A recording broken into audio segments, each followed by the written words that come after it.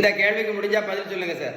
என்னோட ஒரு பேஷண்ட் கேட்டாங்க, டாக்டர் நான் சுகருக்கு மாத்திரை ஒழுங்காக தான் போட்டுட்ருக்கேன், அதேமாதிரி சுகருக்குள்ள இன்சுலினும் நான் ஒழுங்காக தான் போட்டுட்ருக்கேன், டாக்டர் சொன்ன மாதிரி ஒழுங்காக தான் போட்டுட்ருக்கேன். என்னுடைய ரிப்போர்ட்ஸ் என்னுடைய வெறும் வயிற்றில் சுகரும் எம்டி ஸ்டமக்கில் சுகரும் சாப்பிட்ட புற உள்ள சுகரும் கிட்டத்தட்ட நிறைய தடவை நார்மலாக தான் இருக்குது. சில டைமில் லோ சுகராக கூட இருக்கும். சரியா? அப்படி நார்மலாக இருந்த பிறகு கூட எனக்கு திடீர்னு ஒரு நாள் ஹார்ட் அட்டாக் வந்துச்சு அப்படின்னு கேட்டாங்க. ரிப்போர்ட்டு நார்மலாக இருந்த பிறகும் ஏன் ஹார்ட் அட்டாக் வந்துன்னு கேட்டாங்க. கேள்விப்பட்டுடுங்க. ரிப்போர்ட்ஸ் நார்மலாக இருந்த பிறகும் ஏன் ஹார்ட் அட்டாக் வந்துன்னு கேட்டாங்க. தெரியுமா உங்களுக்கு? நல்லா கேட்டுடுங்க. சரியா? நல்லா கேட்டுடுங்க. அவங்க தான் இன்சுலின் ரெசிஸ்டன்ஸ். எழுதி வச்சுக்கிடுங்க. இந்த இன்சுலின் ரெசிஸ்டன்ஸ் தான் ரொம்ப ஆபத்தானது. இந்த இன்சுலின் ரெசிஸ்டன்ஸ் என்ன பண்ணும் அப்படின்னா, நம்ம இரத்த குழாய்க்கு உள் பக்கத்தில் அடைப்பு உண்டு பண்ணும். அதுக்கு பேர் அத்தீரோஸ்க்ளியரோசிஸ். அடைப்பு உண்டு பண்ணி தான் ஹார்ட் அட்டாக் வரும். அப்போ ஹார்ட் அட்டாக் முக்கியமான காரணம் என்னது? என்னது? Insulin resistance. இந்த இன்சுலின் ரெசிஸ்டன்ஸை சரி பண்ணணும்னா நீங்கள் மருத்துவத்தில் எந்த புக்கை வேணாலும் ஓப்பன் பண்ணி படித்து பாருங்க.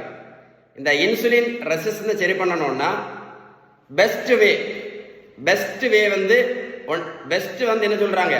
பேலன்ஸ்டு டயட் தான். Balanced diet. ரெண்டாவது உடல் உழைப்பு.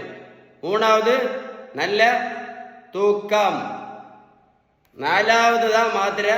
அஞ்சாவது தான் இன்சுலின். அப்ப எது ரொம்ப முக்கியம்? பேலன்ஸ் டயட் தான் முக்கியம். நீங்க பேலன்ஸ் டயட் கரெக்டா ஃபாலோ பண்ணவே இல்லையே. நீங்க பேலன்ஸ் டயட் கரெக்டா ஃபாலோ பண்ணலைன்னா இன்சுலின் ரெசிஸ்டன்ஸ் சரியாகாது. இது சரியாகலைன்னா என்ன ஆகும்? இரத்த குழாய்க்கு உள்பக்கத்தில் பாதிப்பு ஆகிட்டே தான் இருக்கும். அதனால தான் ஹார்ட் அட்டாக். ரிப்போர்ட்டு நார்மலாக இருந்த பிறகு கூட என்ன வந்துச்சு? இந்த பேஷண்ட்டுக்கு ஹார்ட் அட்டாக் வந்திருக்கு. அப்போ எது ரொம்ப முக்கியம்? Balanced diet is very very very important. புரிஞ்சுதா? புரியலையா? புரிஞ்சுதா? இந்த வீடியோ சேவ் பண்ணி வைங்க. 2 தடவை கேளுங்க. 2 டைம்ஸ் நீங்கள் திரும்ப போட்டு கேட்டாதான் இந்த பேஷண்ட் கேட்ட கேள்விக்கு பதில் உங்களுக்கு கரெக்டாக கிடைக்கும். புரிஞ்சுதா? இந்த தம்பிக்கு பாருங்க, 70 கிலோ வெயிட் குறைச்சிருக்கேன். 140 70 கிலோ. புரோட்டீன் பவுடரும் கொடுக்கல, மாத்திரையும் கொடுக்கல, ஜூஸும் கொடுக்கல. இன்னைக்கு நிறைய பேர் வெயிட்டை குறைக்க ஊசி போட்டுட்டு இருக்காங்க. வெயிட்டை குறைக்கிறது ஊசி போடுறாங்க. ஷேம், கேவலம். வெயிட்டை குறைக்க என்ன பண்ணணும் சொல்லுங்க? நீங்க எந்த டெக்ஸ்ட் புக் வேணாலும் படிச்சு பாருங்க. மெடிக்கல் டெக்ஸ்ட் புக் ஓப்பன் பண்ணி படிச்சு பாருங்க. வெயிட்டை குறைக்கிறது அவங்க சொல்லக்கூடியது ஃபர்ஸ்ட் என்னது? பேலன்ஸ்டு டயட் தான். அடுத்தது உடல் உழைப்பு, நல்ல தூக்கம்.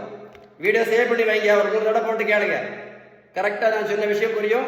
வீடியோவை மறக்காம உங்க ஃப்ரெண்ட்ஸுக்கு ஷேர் பண்ணி கொடுங்க. கொடுத்தீங்கன்னா இந்த மாத்திரை போட்டுட்டு இருக்க நிறைய பேர் யூஸ்ஃபுல்லாக இருக்கும். மறக்காம ஷேர் பண்ணுங்க. சரியா? லைக் பண்ணிட்டு ஷேர் பண்ணுங்க.